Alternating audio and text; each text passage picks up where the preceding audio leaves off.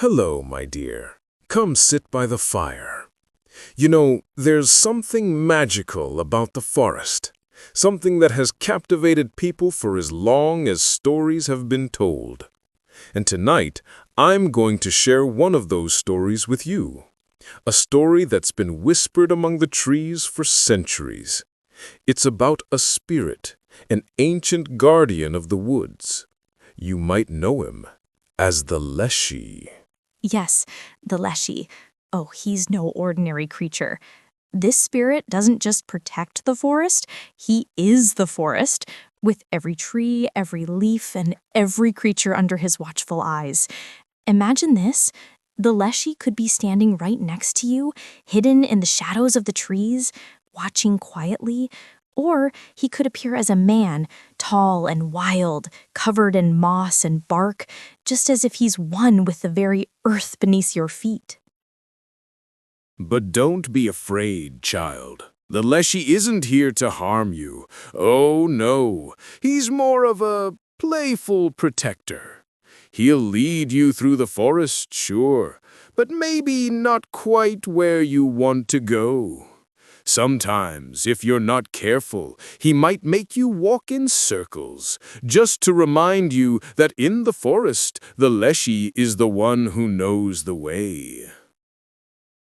So, my dear, would you like to hear more about where the Leshy came from? How he shapes the lives of villagers and hunters even today? I think you will, so stay close and let's venture into the heart of the forest together. Who knows, maybe one day you'll see the Leshy yourself. What if the forest had a soul? A presence that watches every leaf that falls, every footstep that trespasses its sacred ground. In the deep green silence of Eastern Europe's ancient woods, people once believed it did. They called him the Leshy. A long time ago, I once read a book in an ancient library, where it told many stories. The book told that the Leshy comes from Slavic folklore, dating back thousands of years, long before Christianity spread across Eastern Europe. His name likely stems from the old Slavic word les, meaning forest. To villagers of Russia, Poland, and Ukraine, the Leshy was more than a myth. He was a guardian spirit of the wild, the protector of animals, trees, and rivers. People believed the forest belonged to him. Hunters entering his realm would leave offerings, bread, salt, or a few drops of vodka, whispering prayers so they wouldn't lose their way. For the people who lived in the deep woods of Eastern Europe, the Leshy wasn't just a creature from bedtime stories. He was part of the landscape, as real as the rustling leaves, as near as the wind that carried the scent of pine. Life in those ancient villages depended on the forest. It gave them food, firewood, shelter, and fear.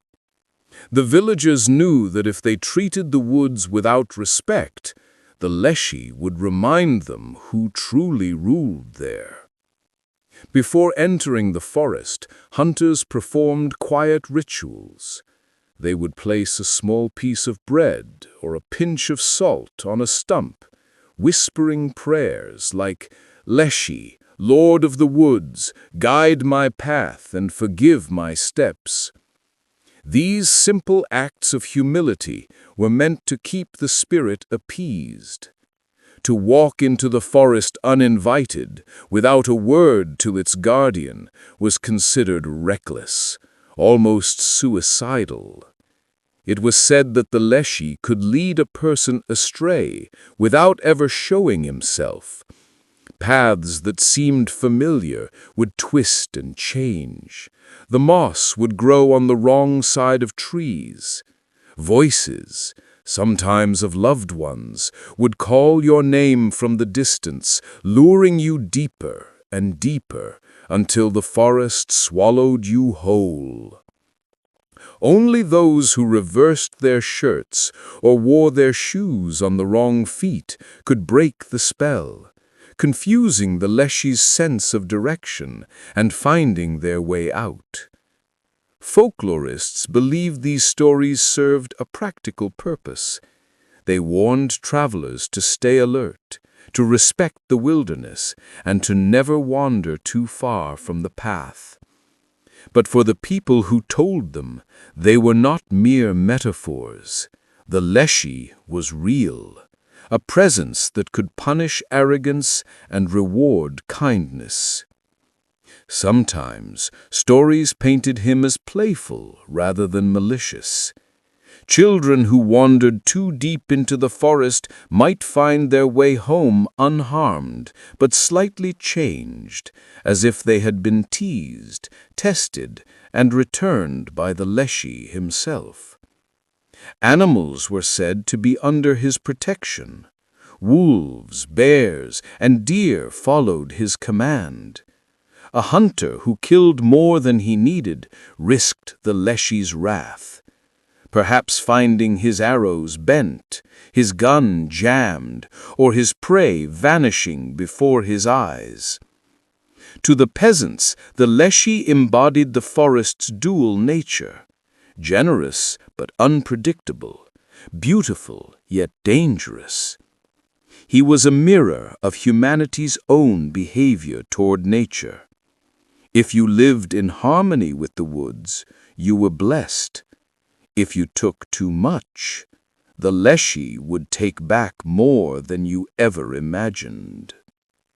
Even centuries later, the proverb remains, "Don't whistle in the forest, for the Leshy may answer." It's both a warning and a prayer, a reminder that every echo has a listener. As centuries passed, the Slavic lands changed. Pagan shrines became Christian churches. Sacred groves became farmland.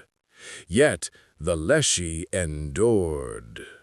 His figure shifted, reshaped by each generation that retold his tale. In the 19th century, folklorists collecting oral stories from rural villages discovered how deeply the Leshy still lingered in the people's minds. To them, he wasn't a demon or devil, despite church teachings that branded all old spirits as evil. He was a nature keeper, ancient and neutral, older than good or evil itself. When industrialization swept through Eastern Europe, the forests began to shrink, and with them, belief in forest spirits faded.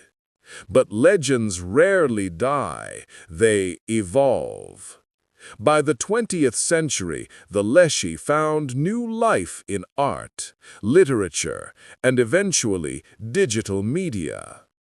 Writers like Alexei Tolstoy and Alexander Afanasiev described him as both protector and trickster, a symbol of the vanishing wilderness. In the Soviet era, he even appeared in children's tales as a comedic old man, hairy, grumpy, and always trying to keep order among the mischievous creatures of the forest. Then came the modern reinterpretations, darker, more monstrous. Video games like The Witcher transformed the Leshy into a terrifying antlered giant, blending his roots with Western fantasy aesthetics. To global audiences, this version became the face of the Leshy, a forest monster rather than a guardian. But beneath that monstrous mask still lies the same spirit, a being who punishes greed, defends nature, and reminds humans of their place within it.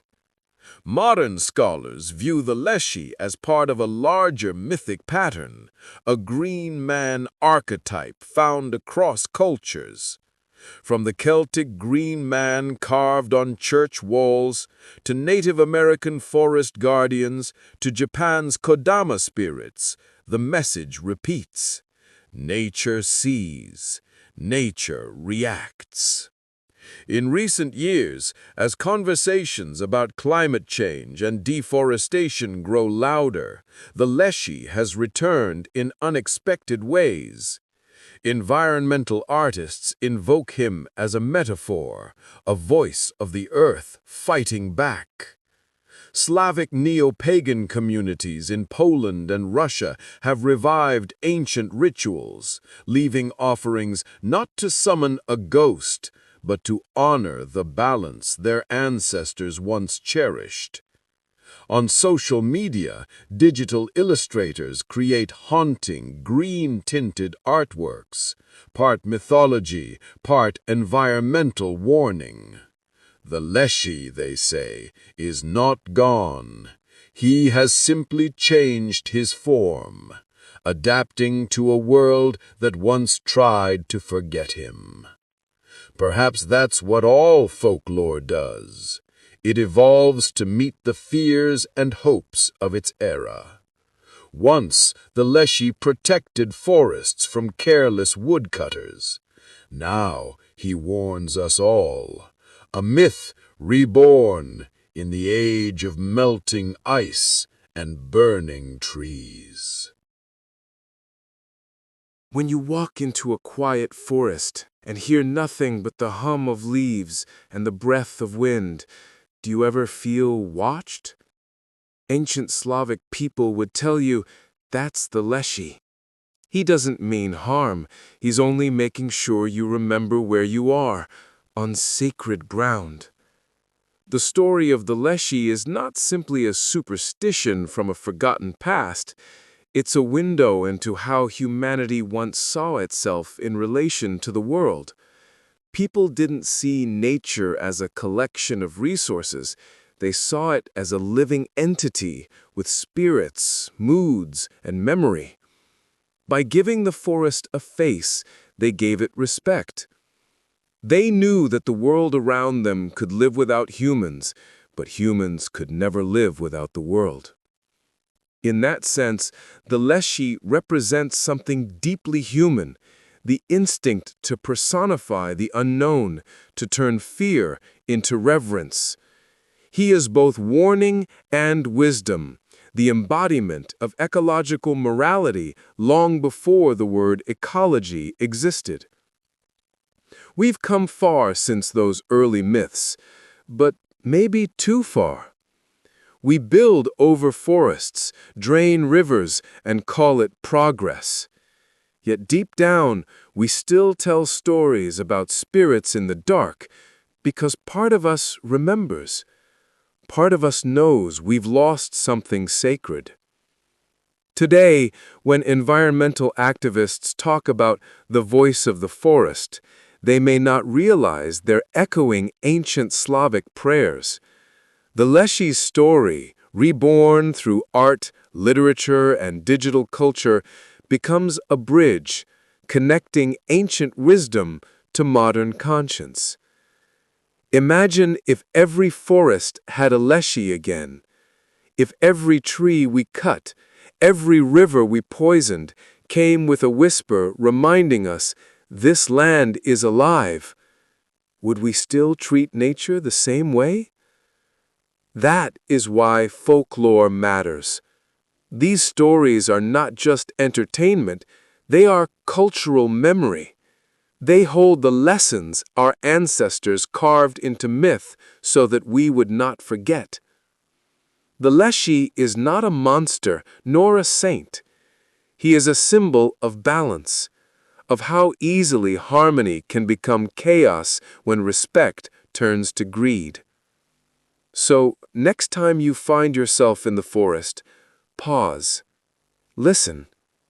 The wind through the branches might not be nothing but wind, or maybe it's the old guardian, watching, waiting, hoping that we too remember his story. Your support helps keep these ancient stories alive. Tap like, share your thoughts below, and subscribe so you don't miss the next